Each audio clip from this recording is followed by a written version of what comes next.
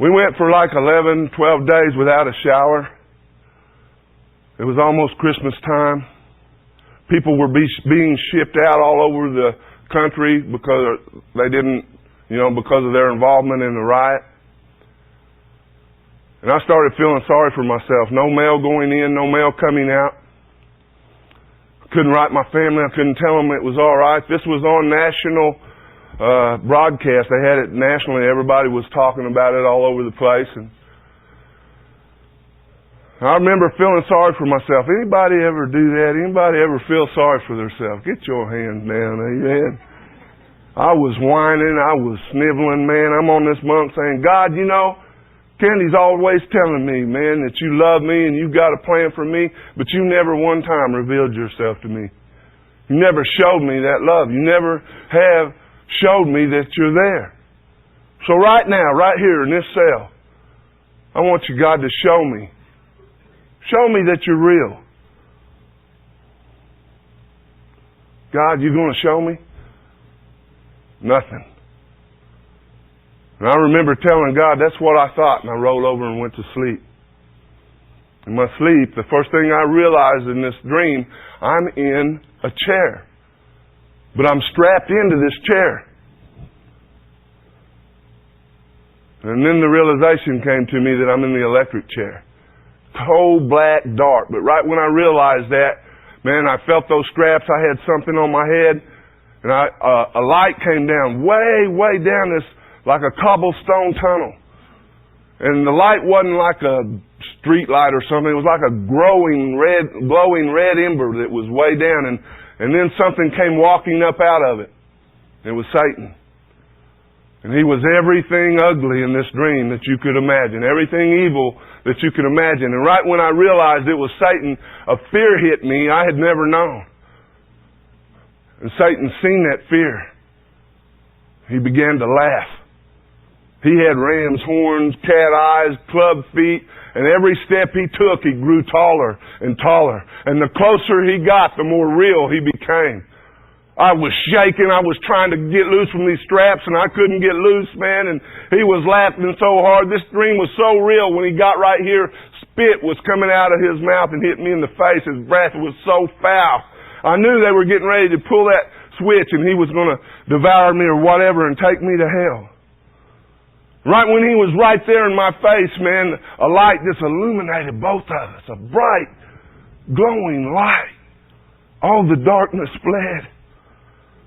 He looked up, and the fear that hit his face, I thought, man, if it's scaring him, I sure don't want to look. But I got to where I could look up, and it was Jesus Christ.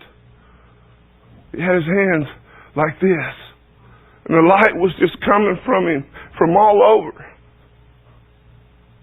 And he looked at Satan and he said, this one will belong to me. And Satan screamed and shot down that hall. And I woke up. Jimmy Maxwell's out in the middle of the cell. Tony, man! What is wrong with you? Sweat's pouring off of me. I got the covers tore smooth up on the bed. He said, brother, that's got to be a good one. Let me hear it. I couldn't even talk. I just waved him off. That night I sat on that bed remembering Jesus and the compassion that he had in his eyes when he looked at me. I thought, man, I'll just lay down and go to sleep. There ain't happening. That devil will be back, amen. I wasn't going to sleep. The next night I was telling Jimmy about the dream. He said, that's so cool, brother. He said, I wish God would do something like that for me. I'd go to church forever. I said, like what? He said, maybe even just pick that TV up and set it down. When he said that, we heard an explosion. It sounded like they were shooting at us. We thought they were. Both of us hit the ground. I grabbed the mattress, man, and Jimmy said, brother, shoot and look at the hole in the window. And I look over at the hole in the window. It was already there. I told him, brother, that was there. He said, Tony, look at the light. And both of us look up at the light. Looked like somebody had taken a ball-peen hammer and just perfectly hit this thing dead center of that light. But it hadn't busted and fell out. It just spider-webbed all through it, just little bitty pieces. I looked at Jimmy. I said, "You remember what you were saying?" How many of y'all ever run from God? Well, some of y'all lying. Amen. How many of you have run from God? Actually thought it was coincidence, counted it up as that, and I'm not, that ain't God. He don't love me. That's what we did. Kind of like Jonah. Jonah was, God wanted him to go to Nineveh. How many of y'all know that God has a plan and He's trying to reveal it to you before you even got saved? And He's trying to tell Jonah, I got something for you to do. I want you to go to Nineveh. I got some people that I want you to minister to. I don't like them people, and I'm not going over there and doing that, and I'll run where you can't find me. How many of y'all know God can find you? He gets out on the boat, and they find out this is a man of God, and God's mad at him, man. Let's get him out of our boat. Boy, and they chunk him. And here comes the big old fish, and just swallows him up. Kind of like the Verizon wireless commercial, God's going, "Hey, Jonah, can you hear me now? Can you hear me now, Jonah?" And I can hear Jonah, "Yeah, Lord. I hear you now." The Lord says, "Well, let's look at this situation. There's 2 exits out of this whale's belly.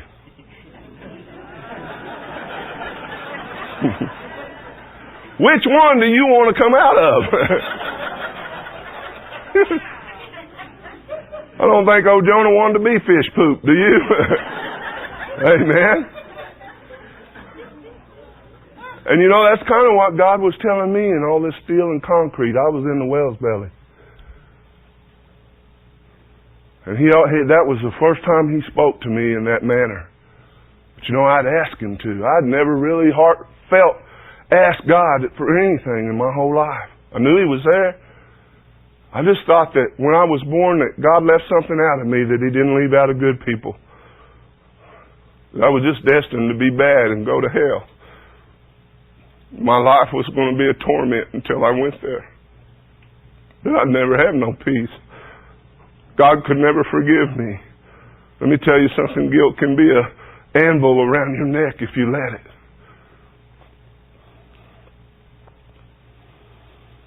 I was going from prison to prison to prison. My wife was following me everywhere, telling me, "Tony, please, give this lifestyle up." I had gotten so violent inside the prisons that they were afraid of me. They would not leave me on 1 yard. Today I have people come up to me and say, "Tony, I don't see that in you." And that's the greatest compliment that they can give me. Or Jesus. Because it was Him that took me out of that miry clay and set my feet on a rock. Amen. I get to a place where I'd been to McAllister twice. I get to a place over at Connors, and my wife came up one day. She said, "Tony, please, I've got bad news. The whole time we've been together, I've been a support for you. I've been somebody that you can lean on. And Tony, I need to lean on you now. My mama's got cancer. They told her she's going to die. Please stand up."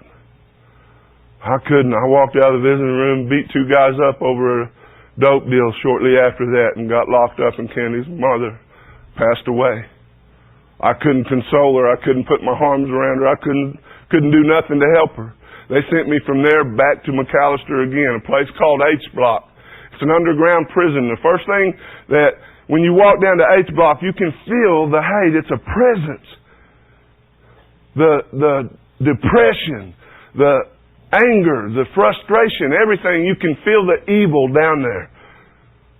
And I walked into a cell, and the cell that they put me in, I'd been to H Block before. My wife had to come up there and tell me that my father had died.